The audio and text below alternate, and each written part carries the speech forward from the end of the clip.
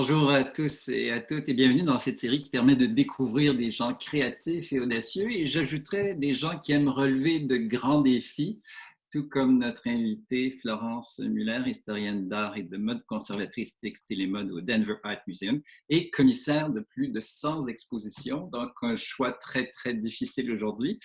Et en fait, on aurait pu faire une série très longue, mais on va se limiter quand même à 60 minutes de bonheur. Merci Florence Muller d'avoir accepté l'invitation. Merci de votre invitation. Florence, on s'est rencontrés la dernière fois, c'était une journée magnifique en 2017 dans les jardins du Musée des Arts décoratifs pour l'inauguration de l'exposition Couturier du rêve. Je dois dire que je ne m'en suis pas remis depuis parce que c'était une exposition incroyable, un moment, j'imagine, important dans ta vie. Mais je voulais souligner aussi que tu as des amis au Québec. Il y a Denis Gagnon, que tu aimes bien, créateur québécois. Mais il y a aussi Mireille Racine, je ne sais pas si tu te rappelles d'elle, une chapelière qui vit à Trois-Rivières et qui m'a écrit spontanément cette semaine en sachant qu'il y avait cette conférence. Elle nous écoute peut-être en ce moment, j'espère qu'elle ne m'en voudra pas trop pour son message, mais il est tellement beau parce qu'elle dit: Stéphane, alors que je découvrais le côté très fermé de la mode à Paris, fin des années 80, Florence m'est apparue comme un rayon de soleil. Avec Lydia Kamitzis, elle a écrit un excellent livre sur les chapeaux. Je le montre à tous mes étudiants. J'aimerais que tu la salues de ma part. Voilà, c'est chose faite. C'est très gentil, je suis très touchée. Effectivement, ça rappelle des souvenirs déjà très anciens, mais de moments très beaux et de découverte de tout ce monde des chapeaux et de la création du design de chapeaux qui était en pleine effervescence dans les années 80. Et ça a été, l'écriture de ce livre a été une belle aventure, la possibilité de rencontrer plein de gens passionnants comme Mireille. C'est formidable parce que le livre continue d'inspirer et je vois que l'amour des chapeaux continue. Il y a cette amitié avec Stephen Jones, mais cette exposition qui va être mise à 2022, c'est ce que j'ai appris, à Granville, qui devait avoir lieu cet été au musée Christian Dior. Mais la bonne nouvelle, c'est que l'expo sera présentée et ça nous laisse du temps pour se planifier un voyage dans cette magnifique région de Granville en Normandie. Tu es maintenant à Denver, en fait officiellement depuis 2015 au Denver Art Museum. Et je voulais un peu faire découvrir aujourd'hui ce musée que, je dois dire, j'ignorais pratiquement l'existence. Et c'est un peu grâce à toi et ta présence sur les lieux qui permet un peu de le découvrir. On va regarder d'ailleurs un peu quelques images qui nous permettent de découvrir ce lieu et ce bâtiment qui est très impressionnant d'ailleurs. Oui, là on voit le bâtiment qui a été inauguré en 2006, construit par Daniel Libeskind et qui a la particularité d'être entièrement recouvert de titane. Et c'est un bâtiment qu'on utilise principalement pour les expositions temporaires. C'est d'ailleurs là que j'ai présenté la rétrospective sur Saint-Laurent et sur Christian Dior. Mais il y a d'autres bâtiments sur le campus, et notamment un que l'on vient d'achever à la droite, sur la droite de. Alors voilà l'intérieur du bâtiment construit par Daniel Libeskind, donc avec des perspectives absolument incroyables, des pointes, c'est une espèce de vaisseau spatial, c'est formidable c'est très intéressant de présenter des expositions dans ces espaces. Ça crée des challenges assez complexes pour les scénographeurs parce que il y a tout d'un coup des plafonds très hauts et puis qui dégringolent à 1 mètre du sol. Mais pour la mode, c'est formidable parce que c'est une mise en espace qui est très spectaculaire. Là, on voit l'escalier qu'on a utilisé d'ailleurs pour la rétrospective sur Christian Dior avec tout un graphique. Tout le long de l'escalier à gauche, il y avait des mannequins de l'époque de Monsieur Dior, grandeur nature, qui montaient l'escalier en même temps que les visiteurs. C'est un musée qui, j'imagine, est un lieu culturel important pour la ville de Denver également et pour l'ouest du pays. Très important pour, oui, Denver est une ville qui est au milieu de, comment dire, il y a très peu d'autres grandes villes à moins de grandes distances. Et donc, oui, c'est un lieu fondamental. Et toute l'architecture du musée. Alors là, on voit ici le bâtiment construit par Joe Ponti en 1971. C'est vraiment un landmark architecture. C'est vraiment un bâtiment qui compte dans le paysage du Colorado avec le bâtiment construit par Lipskin. Pour plusieurs raisons. Tout d'abord parce que Joe Ponti n'a pas construit d'autres bâtiments aux États-Unis de toute sa carrière.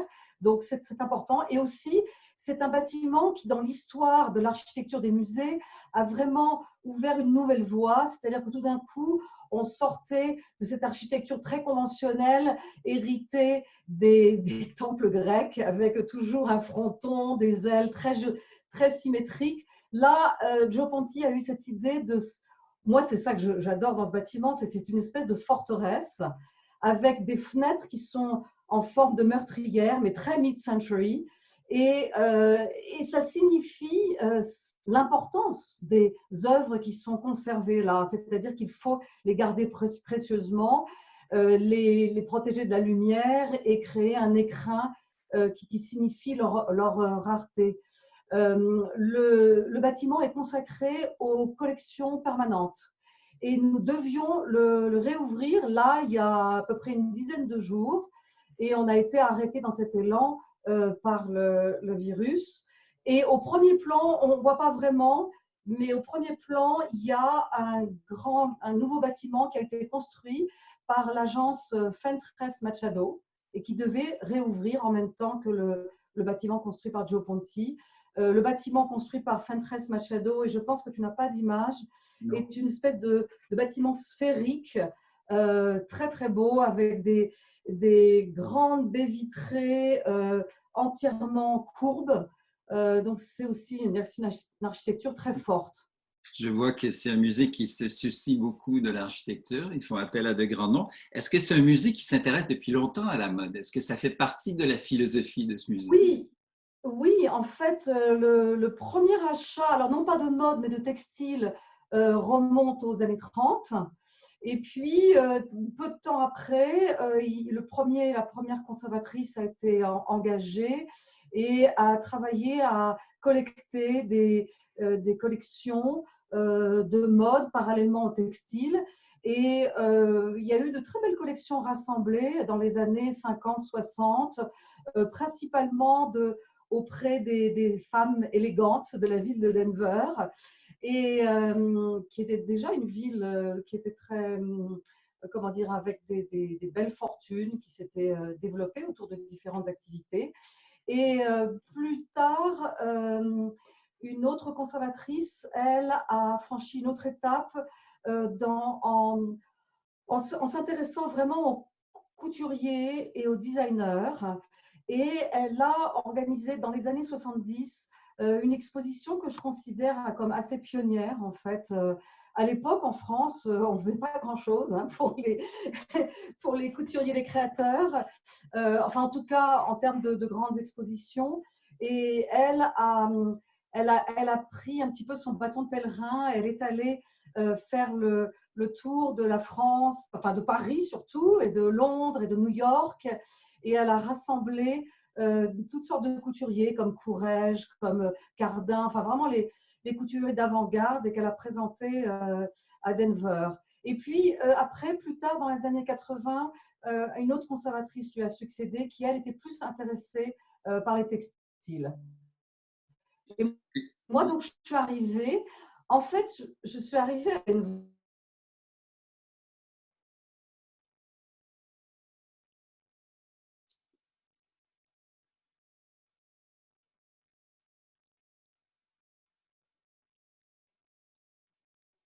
Stéphane? Ah, je suis de retour. Oui. On est rendu au moment de ton arrivée au musée de Denver.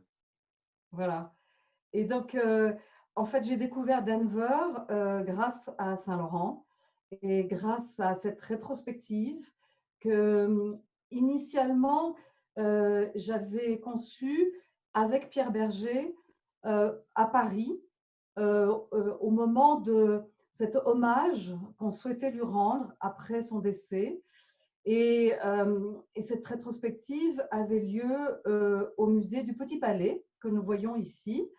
Le Petit Palais, donc c'était en fait, c'était la première fois qu'une exposition de mode se tenait au Petit Palais, qui est ce bâtiment que j'adore, hein, qui a été construit au moment de l'exposition universelle de 1900, en face du Grand Palais, qui est un bâtiment très beau et en même temps très charmant parce qu'à l'intérieur, de l'autre côté de la façade, il y a un jardin intérieur et qui permet de faire de très belles soirées et de très belles réceptions d'inauguration.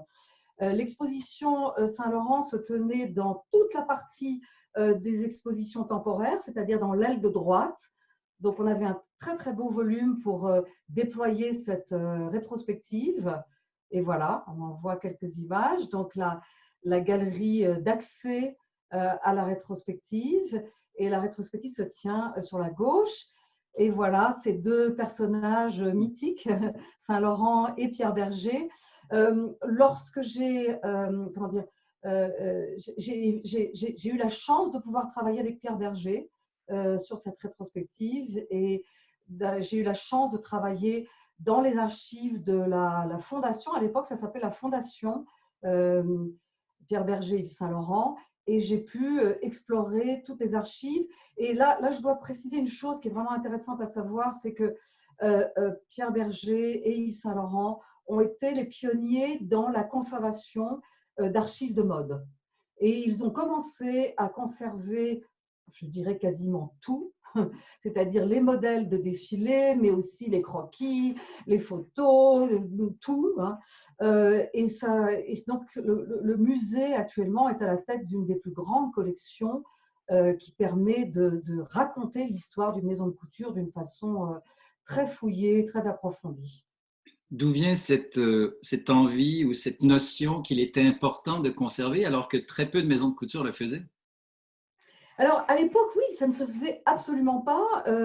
Les maisons de couture, leur but, c'était essentiellement de faire des défilés, de les présenter à la presse et aux clientes, et puis d'habiller des clientes. Et aussi parce que le prêt-à-porter existait hein, depuis les années 60 et les prémices du prêt-à-porter dès les années 30. Et il s'agissait surtout d'avoir une activité commerciale basée sur une création artistique qui fonctionne. Et donc, une fois que la saison avait eu lieu, qu'on avait présenté les défilés, qu'on avait fait des photos pour les magazines, eh bien, les modèles de défilés étaient tout simplement vendus. Et les maisons de couture ne gardaient rien. Éventuellement, les maisons de couture, sur la sollicitation de la personne qui m'a précédée, parce que avant d'être à Denver, j'étais basée à Paris pendant toute ma vie, en fait. Et je me suis occupée du musée de la mode qui se trouve au musée des arts décoratifs, dans les bâtiments du Louvre. Et j'ai eu deux prédécesseurs dans cette activité, François Boucher et Yvonne Deslandres. Et François Boucher avait fondé une association pour la préservation des créations de grands couturiers dès 1948. Et il a eu vraiment à cœur d'aller voir tous les couturiers et de leur dire il faut faire quelque chose pour garder votre mémoire. Et donc, il avait réussi à récolter pas mal de donations auprès de Christian Dior, de Pierre Balmain, Balenciaga, Schiaparelli, la veuve de Paul Poiret. Donc, il avait réussi à vraiment rassembler une très, très belle collection de 50 000 pièces. Et Yvonne Deslandres, qui était son assistante, a pris sa succession et a aussi accru ses collections. Et j'ai pris la succession d'Yvonne Deslandres après avoir été son assistante. Et toutes ces collections sont actuellement dans le musée des arts décoratifs. Et grâce à cette collecte faite auprès directement des couturiers, il y a vraiment un témoignage formidable de leurs activités dès leur début. Heureusement d'ailleurs. Mais quand je parlais aussi de Pierre Berger, qui avait peut-être cette conscience du talent et du génie et qui voulait préserver, il disait, parce que dans ce magnifique catalogue de l'exposition, Ça Vous me avez rappelle quelque chose? oui, recueilli les propos de Pierre Berger qui dit: «J'ai toujours voulu faire d'Yves une icône». Donc, icône très conscient de son importance très tôt dans l'histoire. J'ai l'impression que ça a beaucoup contribué. Et même Saint-Laurent, tu as recueilli dans le Elle France de 92, Yves Saint-Laurent qui dit: «J'aimerais que dans 100 ans, on étudie mes robes». Donc, lui aussi, lui-même avait cette conscience. Oui, mais tout à fait. Mais c'est ça qui était formidable dans la préparation de cette rétrospective et de ce livre, qui est un ouvrage de référence qu'on a réalisé en collaboration avec Farid Chenoun et qui est vraiment un ouvrage de fond.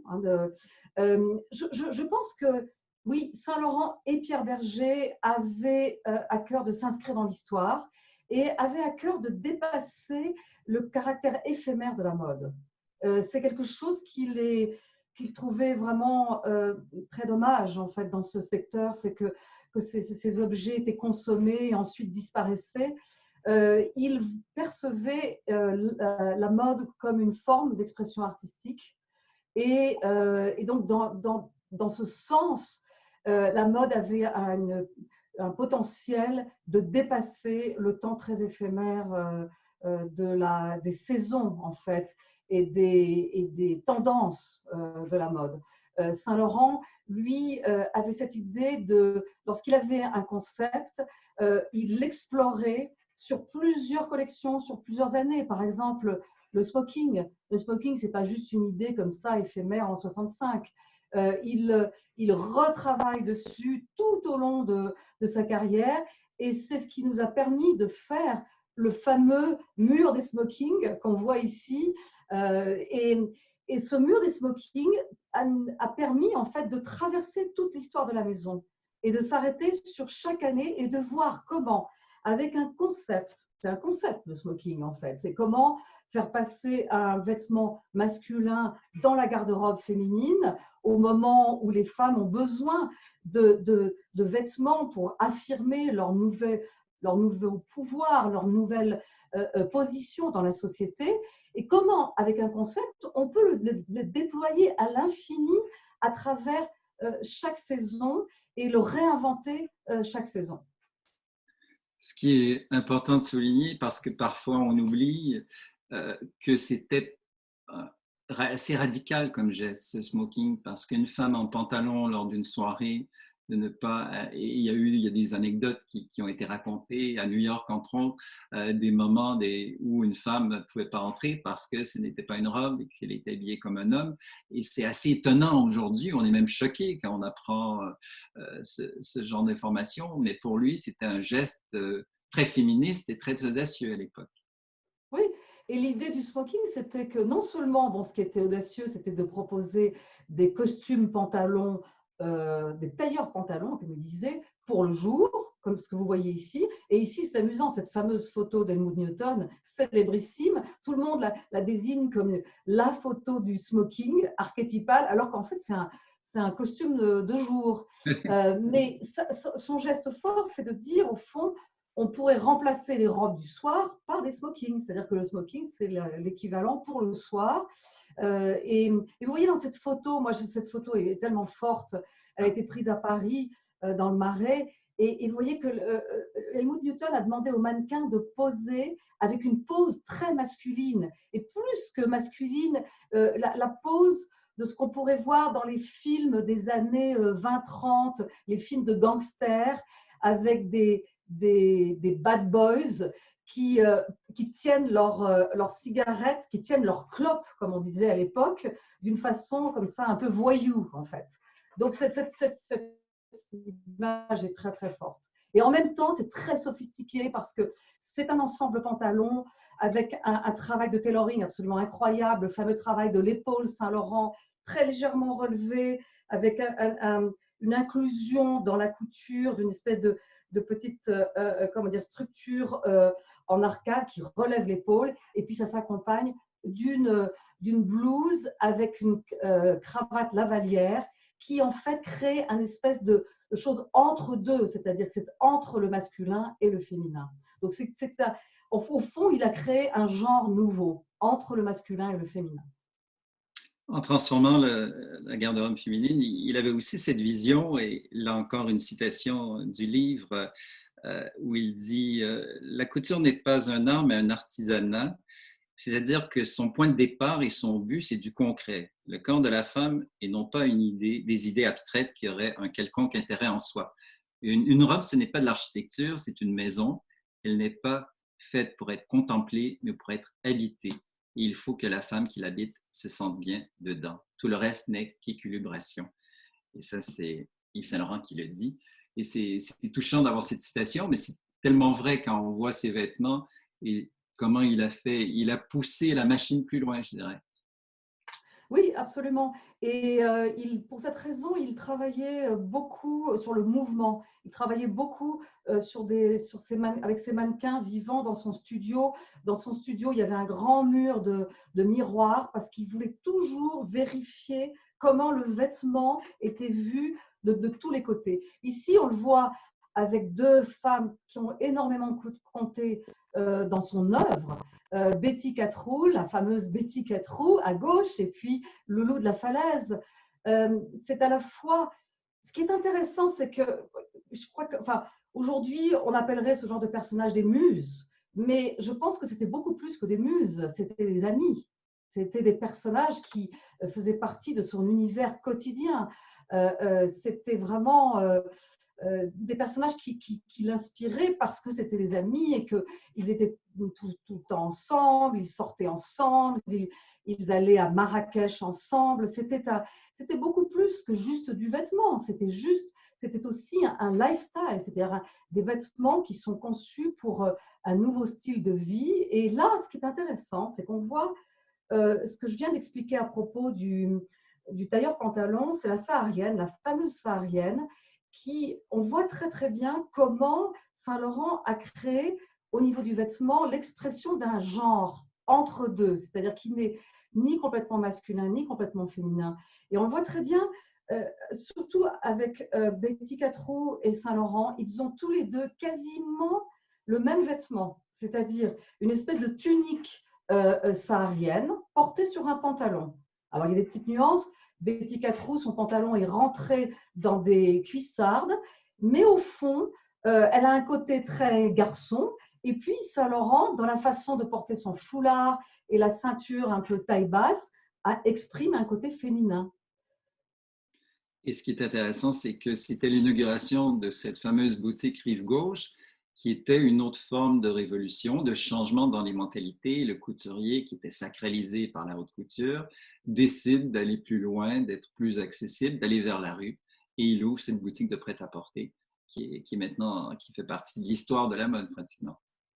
Absolument. Ça, c'est une formidable aventure. Saint-Laurent, en fait, avait envie, ça a commencé à Paris, cette envie. La maison de couture était rive droite. Et c'était le quartier traditionnel de la couture. Et il a eu envie de traverser la Seine. D'ailleurs, il habitait rive gauche.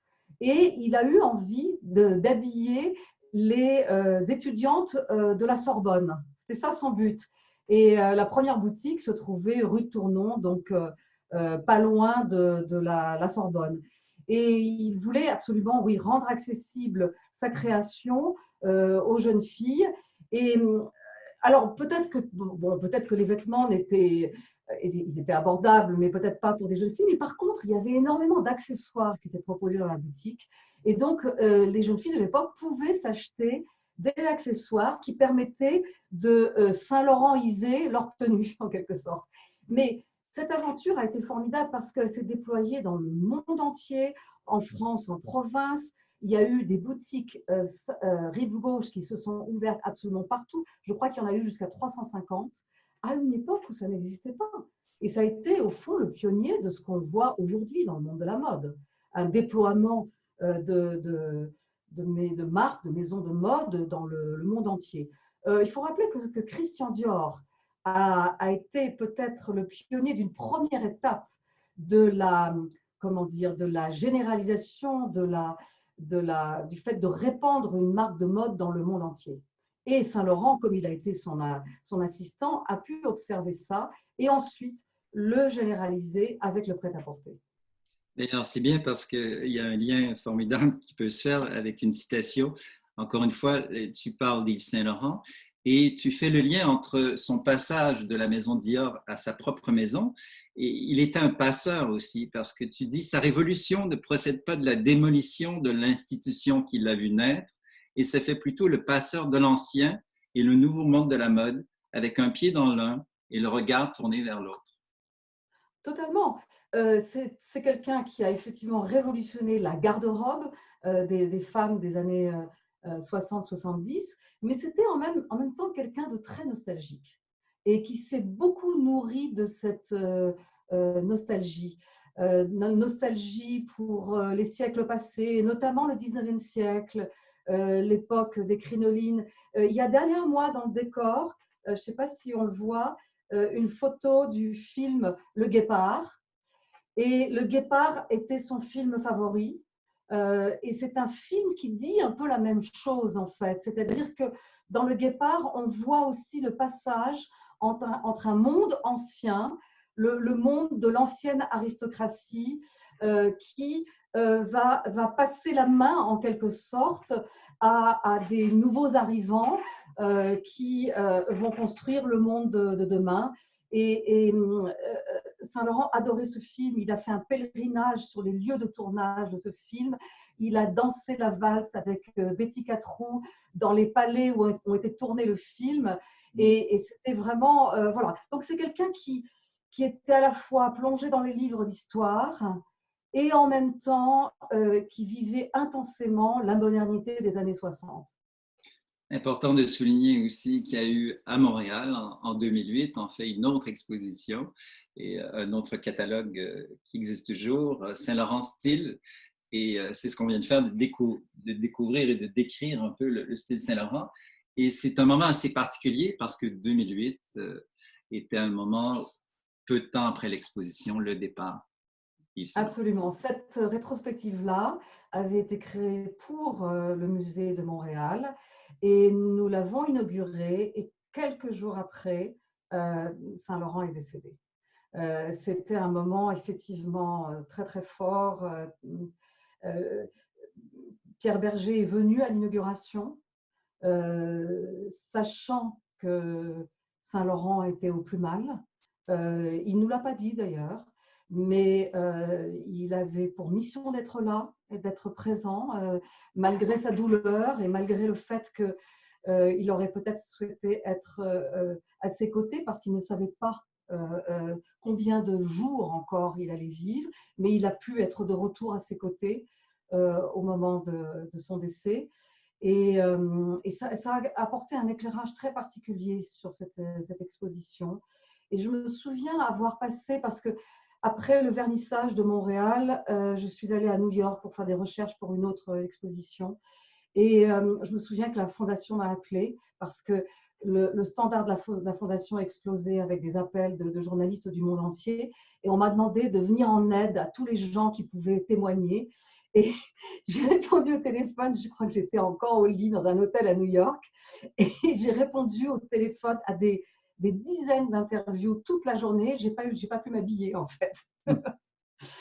Mais, et donc à Montréal, je pense que, enfin, toi, tu peux témoigner, il y avait des files d'attente qui faisaient le tour du quartier. Hein, je crois que c'était Oui, des… oui, oui. Dans le quartier du Musée des Beaux-Arts. C'était impressionnant. Ça a été une expo qui est mémorable, qui fait partie des grandes expositions qu'on a eues à Montréal. Et on était heureux. Et d'ailleurs, le Festival Modé Design avait fait un très bel hommage parce qu'il avait demandé aux créateurs québécois de l'inspiration. Et Dieu sait que pour tous les couturiers de la planète, finalement, Saint-Laurent revient souvent comme une référence et une source d'inspiration et de modernité encore aujourd'hui. Et ça avait été l'occasion pour moi, parce que je pense qu'on s'était rencontrés à ce moment-là, et je pense que tu étais en train de préparer le festival, et j'avais pu rencontrer un certain nombre de créateurs à Montréal. Oui, c'est bien de développer ces amitiés entre pays, entre créateurs. Quelques années plus tard arrive, parce qu'il faut faire un saut, j'avais mis cette photo parce que je voulais montrer la différence dans l'évolution du personnage de Saint-Laurent entre ce jeune homme très sage qui assume complètement les années 70 et qui devient une icône et une image en tant que telle, pour présenter son parfum pour homme, cette photo de Jean-Louis Sieff, qui est devenue également encore aujourd'hui une référence. Oui, cette photo est non seulement très belle, il y a un jeu de mots sur le nom Saint-Laurent, avec cette espèce d'aura autour de sa tête, mais c'est aussi une photo qui compte dans l'histoire de l'évolution de la représentation des genres sexuels. Non seulement effectivement, c'est assez provoquant parce qu'il est nu, mais ce qui est plus provoquant finalement que sa nudité, c'est sa pose. Il prend une pose qui est extrêmement féminine, avec l'épaule qui avance, la main qui est posée sur la… Et ça c'est fondamental dans l'évolution de la représentation de la masculinité. Le 3 juillet 2017, j'imagine avec un cœur qui palpitait, l'illustration Christian Dior, couturier du rêve, pour les 70 ans de la maison, au Musée des Arts Décoratifs. Est-ce que tu te rappelles de l'émotion que tu ressentais à ce moment-là parce qu'on ne savait pas encore les chiffres, le nombre de visiteurs, parce qu'il y en a eu 700 000 visiteurs, 8 000 personnes par jour à certains moments, parce que les heures avaient été prolongées jusqu'à 22 heures le soir, je crois. C'était pratiquement 7 jours sur 7 vers la fin. Des files de 8 heures même, j'ai lu dans certains documents. Donc, on ne sait pas si l'expo va aller à la rencontre du public. Alors, comment se sent-on après tant de temps de travail? Non, ça c'est très juste. On n'avait absolument aucune idée que ça allait être une telle folie. Hein. C'est vrai, jusqu'à 8 heures de file d'attente. Les gens s'équipaient d'ailleurs pour ces files d'attente. Ils amenaient des sièges, des parapluies, parce que c'est à Paris et il pleut, et il faisait froid. Enfin, et donc c'était assez fascinant. On ne s'y attendait absolument pas, c'est vrai. D'autant, enfin, moi personnellement, j'étais au moment de l'inauguration dans un état de fatigue très très grande, euh, pour plusieurs raisons, mais aussi, notamment parce que c'était la première exposition dans l'histoire du musée des Arts Décoratifs qui se déployait sur l'ensemble du musée, c'est-à-dire l'ensemble des galeries d'exposition, dans à peu près 3500 mètres carrés, donc sur les deux ailes. Et donc, c'était une opération gigantesque, vraiment, et notamment au niveau du montage. Alors moi, mon souvenir très personnel, c'est que j'avais très très mal aux jambes parce que j'avais passé 2 mois à courir d'une aile à l'autre pour mettre en place avec les équipes de montage tous les groupes et tous les tableaux et toutes les œuvres d'art. Et au moment de l'inauguration, j'avais un total look Dior avec des escarpins de 12 cm de haut.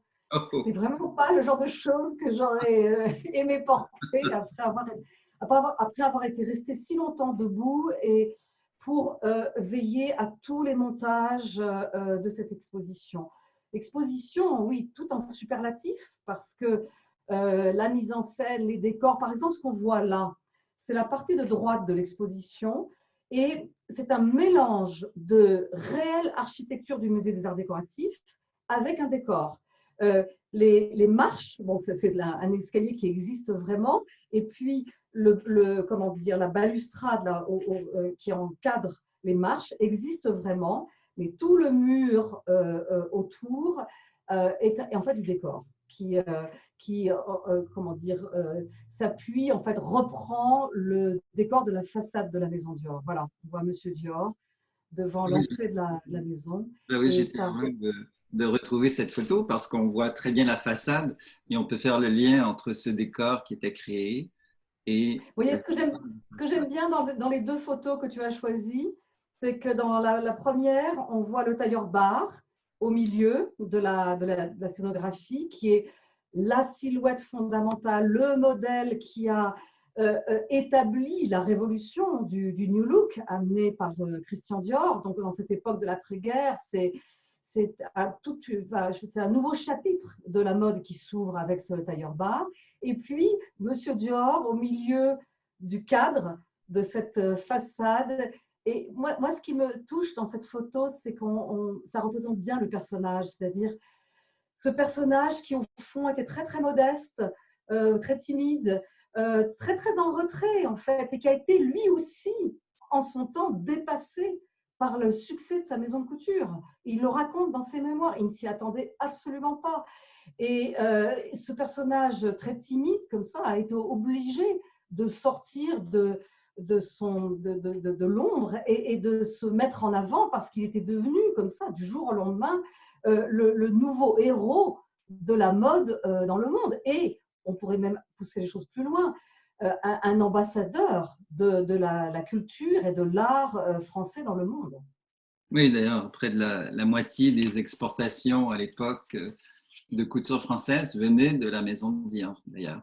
Et très belle Absolument. idée de débuter avec ce fameux tailleur, et je trouve important d'y revenir et d'en parler, qu'on comprenne que là, le mot devient important et c'est très rare dans la mode qu'on peut vraiment l'utiliser, c'est-à-dire le mot révolution, qui est un mot Mhm. galvaudé, mais dans ce Mhm. cas, le tailleur bar a été une véritable révolution dans la mode. Et c'est un sujet que tu connais bien encore une fois, parce qu'un autre livre et une autre expo consacrée à la révolution du New Look, peut-être nous dire pourquoi ce tailleur était révolutionnaire.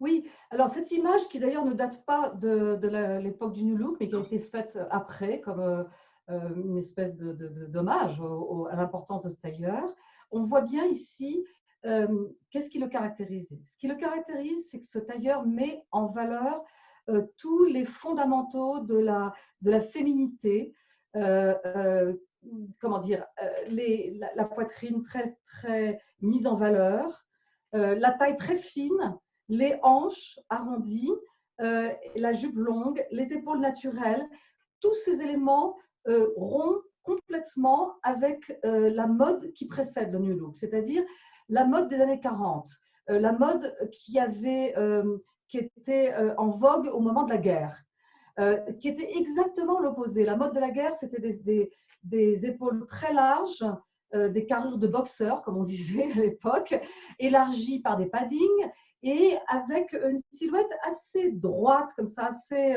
très masculine, avec des jupes courtes, un peu étroites. On essayait de limiter l'utilisation du tissu pendant l'époque de l'occupation. Et Christian Dior, lui, fait le pari de proposer l'exact opposé.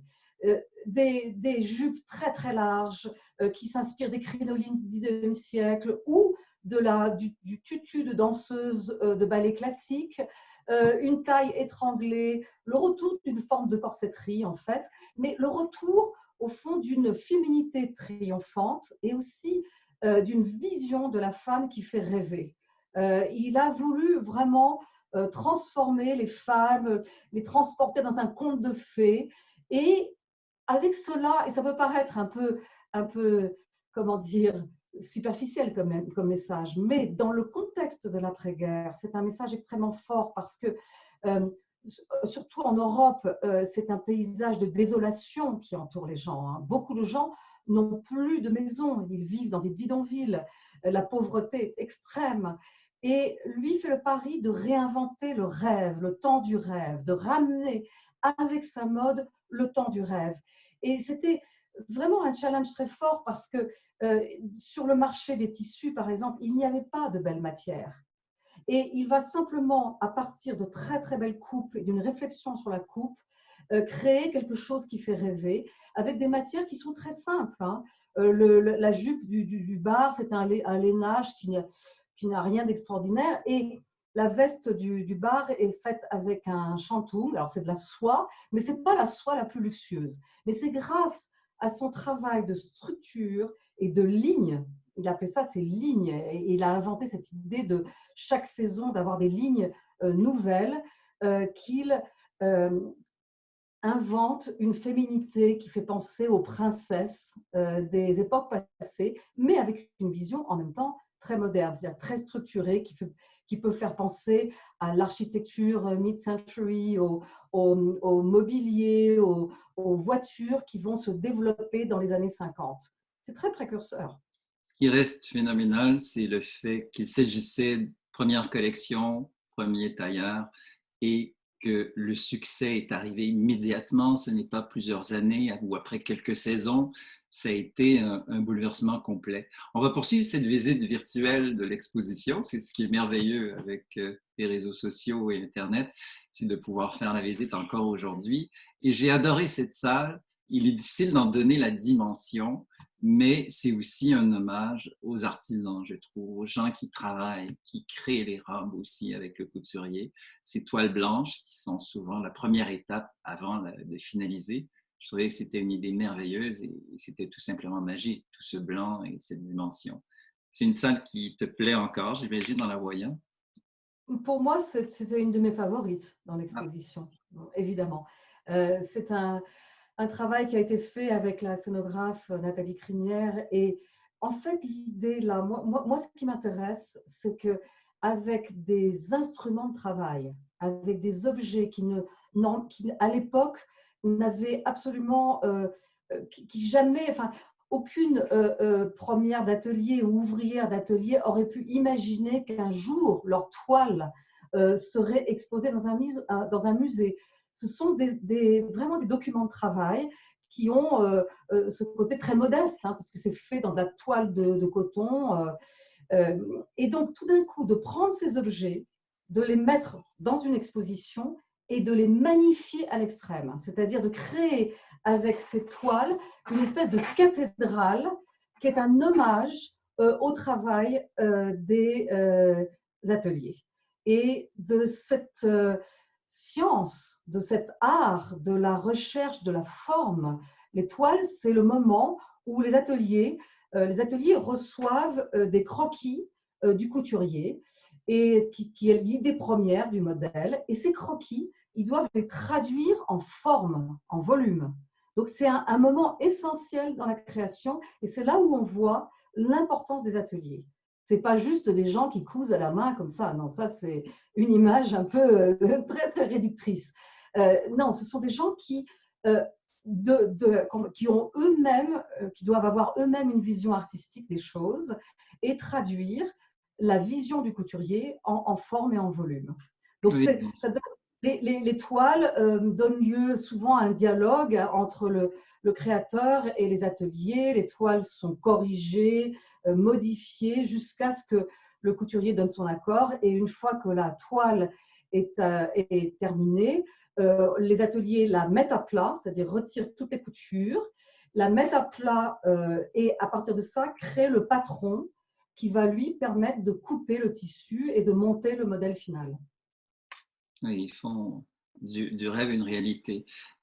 Une exposition, tu le dis très bien, d'ailleurs, j'invite les gens à un beau documentaire, on peut voir sur YouTube, cette visite virtuelle de construction, exposition. Ce film jamais vu, qu'on peut voir sur YouTube, mais il y a une section écolorama et je trouvais le contraste intéressant, c'est parce que tu dis très bien qu'il faut, c'est un peu comme un film, faire une expo. Il faut avoir des moments d'intensité, parfois des moments de calme. Et là, c'était une abondance. C'est plus de 650 pièces. Et on part du blanc et on passe par toutes les couleurs. C'est phénoménal. Oui, l'idée, c'était d'exprimer bon, la palette de couleurs de Christian Dior, mais aussi d'exprimer le fait que très vite, dès le début, dès le New Look déjà, Christian Dior avait un plan pour développer sa maison et il avait cette idée de créer ce qu'on n'appelait pas à l'époque, mais un total look. C'est-à-dire que il avait une notion d'art complet. C'était pas l'idée de se limiter juste aux vêtements, mais de créer tout ce qui allait avec le vêtement. C'est-à-dire, évidemment, chaussures, sacs, chapeaux, mais aussi la beauté et le maquillage et le parfum. Et son premier parfum, il le crée dès le lancement de la maison, ce qui est rarissime dans l'histoire de la couture. Enfin, c'est quand même, il faut imaginer que c'est de l'ordre de la performance, de lancer.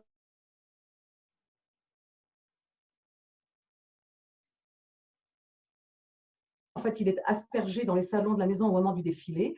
Et dès le mois de décembre, c'est-à-dire quelques mois après la première collection, et la maison Dior est capable de distribuer le premier parfum. Donc, cette galerie qui s'étendait sur 50 mètres linéaires, là je rappelle des éléments très pratiques du montage, elle exprime ça, elle exprime cette diversité d'accessoires, d'objets de beauté, etc. Et aussi le fait que grâce à ces objets, grâce à tous comment dire, cet déploiement de sa maison, Christian Dior va être capable de diffuser son nom dans le monde entier et être donc un des pionniers, sinon le pionnier, d'une mode globalisée dans le monde entier.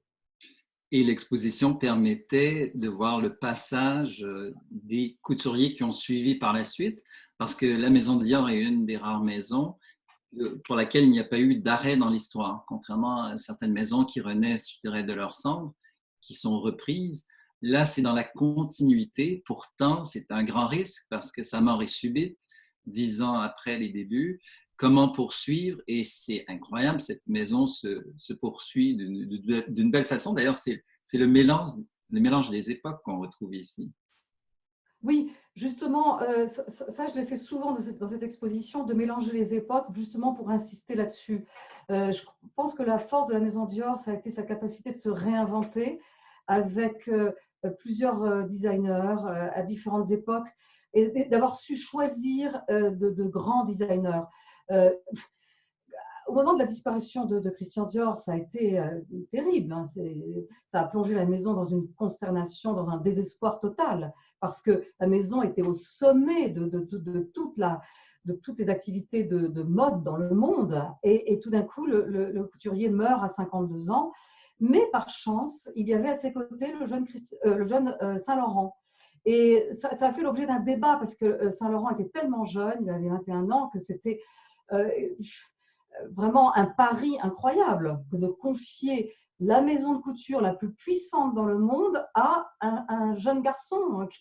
Mais ils ont pris ce pari. Et Saint-Laurent n'a pas déçu. Il a créé plusieurs collections qui ont fait énormément parler, notamment comment dire, la collection Trapèze et la collection Bitnik aussi après. Mais après, ça a été d'autres créateurs qui ont été choisis, des créateurs flamboyants, très avant-garde. On pense à John Galliano, on pense à Raf Simons, à Maria Grazia Chiuri.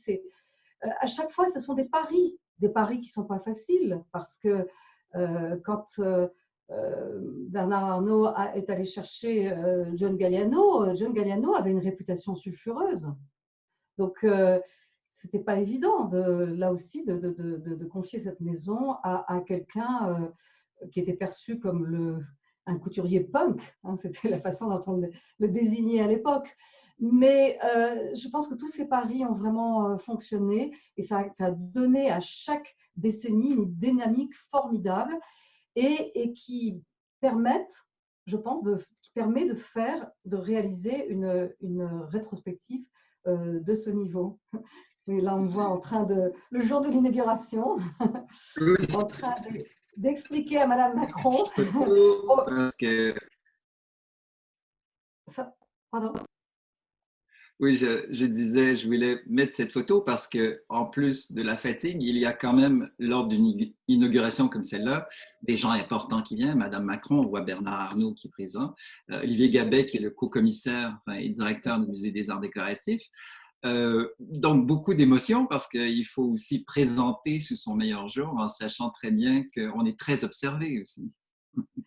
C'est la dure réalité du métier de commissaire d'exposition. Au moment où on est le plus fatigué, c'est là où il faut paraître le plus en forme possible. Et bon, heureusement qu'il y a le maquillage pour aider à voir en pleine forme. Mais oui, c'est un moment très difficile. Mais en même temps, bon, c'est tellement merveilleux. C'est le moment où on peut partager, on peut vraiment expliquer toutes les intentions, toutes les histoires, parce que une exposition, effectivement, c'est un ensemble d'histoires qui sont racontées avec des objets. C'est ça la particularité. Et c'est ça qui est intéressant, je pense. Le travail de commissaire d'expo est intéressant parce que il faut faire énormément de choix, surtout dans le domaine de la mode parce que les créateurs de mode produisent énormément de créations chaque saison. Et donc, quand j'ai travaillé sur cette rétrospective, il y avait des milliers de possibilités. Et j'ai passé beaucoup de temps dans les archives de la maison Dior, mais pas seulement, il y avait aussi plusieurs musées qui ont été prêteurs, comme le Metropolitan Museum ou le Victoria and Albert Museum, le musée des arts décoratifs également. Il y a des milliers de possibilités. Donc, il faut, en tant que commissaire, il faut faire des choix. Les choix, c'est très difficile. Pour cette rétrospective, j'ai commencé avec, je ne sais plus combien, mais peut-être 2000 modèles, et puis ensuite 800, et puis bon, j'ai diminué progressivement. Au bout du compte, ce que l'on souhaite quand on est commissaire d'exposition, c'est que les robes qui sont exposées ont une raison d'être. Alors, parfois, ça peut être des raisons purement esthétiques. Parfois, ça peut être des raisons très historiques.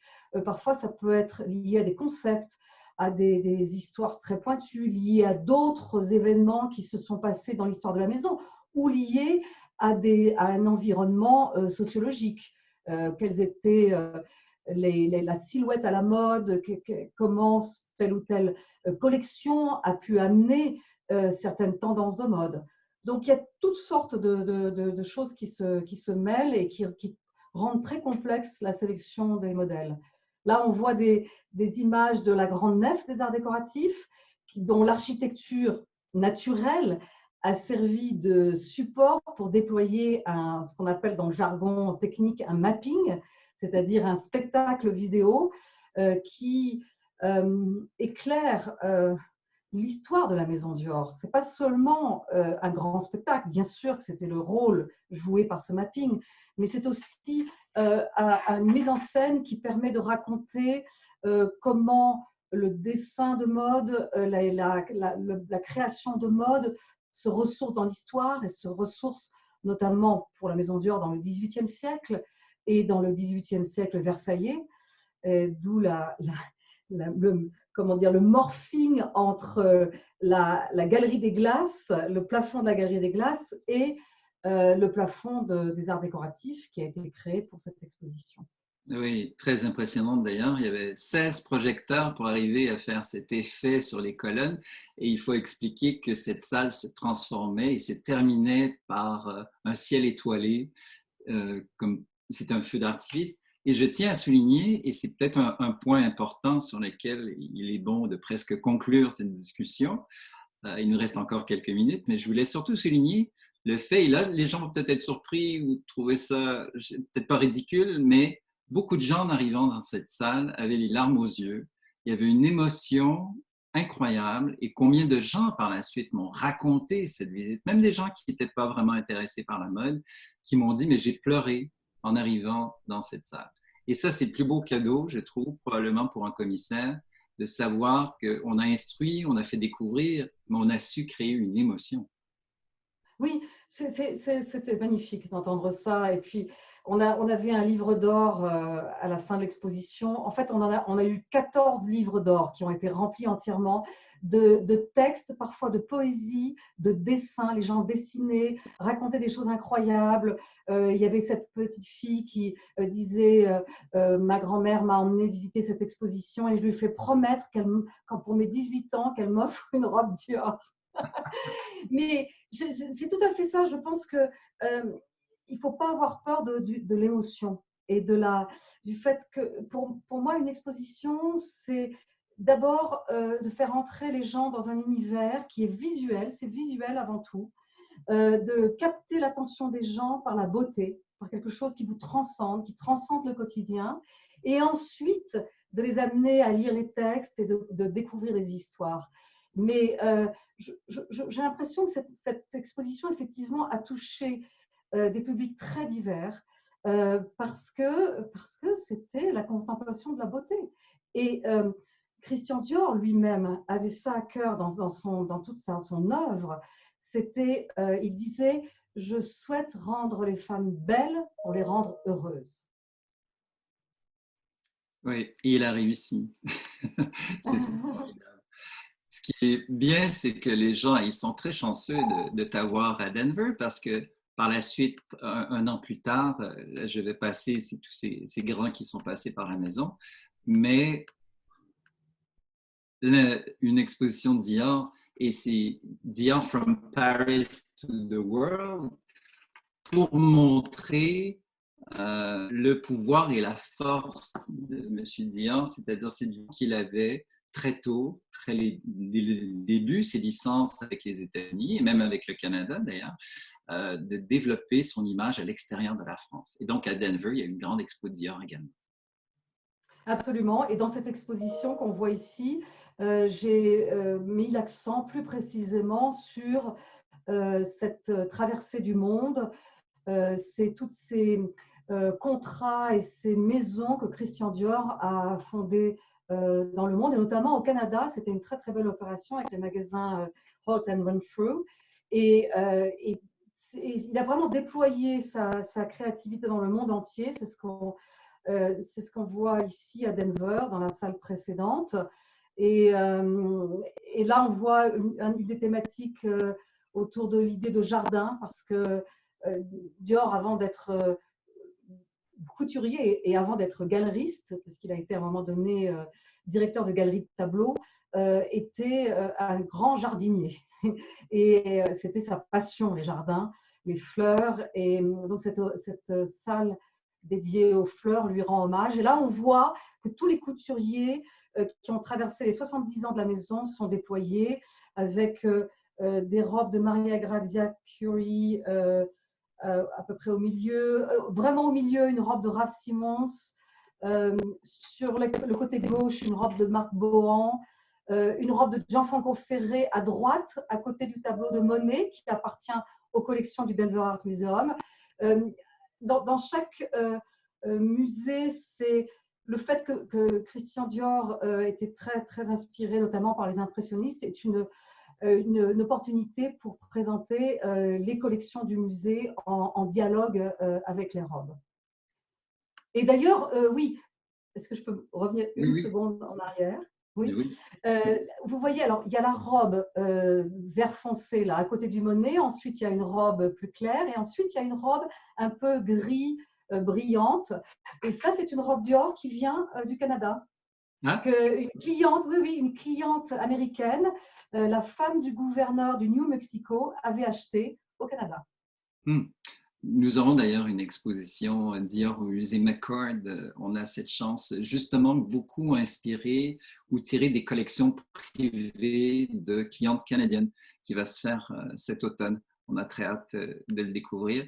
Et je voulais simplement, en terminant, souligner que même si l'expo sur les chapeaux de Granville est remise à 2022, il y a ce livre auquel tu as participé. Et c'est un bel hommage aussi à la fois à M. Dior, mais à son amour des chapeaux, et à Stephen Jones. Oui, absolument. Christian Dior était, lorsqu'il est entré dans le monde de la mode comme dessinateur et illustrateur, ses premières créations étaient des chapeaux. Pour les grandes modistes, les grandes maisons de mode parisiennes, il créait des chapeaux, enfin en croquis. Et donc, c'est dans le projet d'exposition sur cette histoire. J'ai donc beaucoup travaillé avec Stephen Jones, puisque l'exposition est aussi une manière de rendre hommage à Stephen Jones et au fait qu'il est le créateur des chapeaux Dior depuis maintenant presque 25 ans. Oui. Et il a son propre atelier à Londres, mais il a un atelier au sein des ateliers de couture de la maison Dior, avenue Montaigne. Florence, je ne peux que dire merci. Après couturier du rêve, je dirais commissaire du rêve. Merci vraiment de nous faire rêver. C'est une joie et d'en apprendre toujours avec toi, avec beaucoup de passion et d'intérêt et de respect pour la création. C'est ce qui me touche beaucoup. Le respect des créateurs, pour moi, est essentiel. Et quand je croise des gens comme toi qui ont ce respect, ça m'émerveille et ça me touche aussi. Donc, merci mille fois. Merci à toi aussi.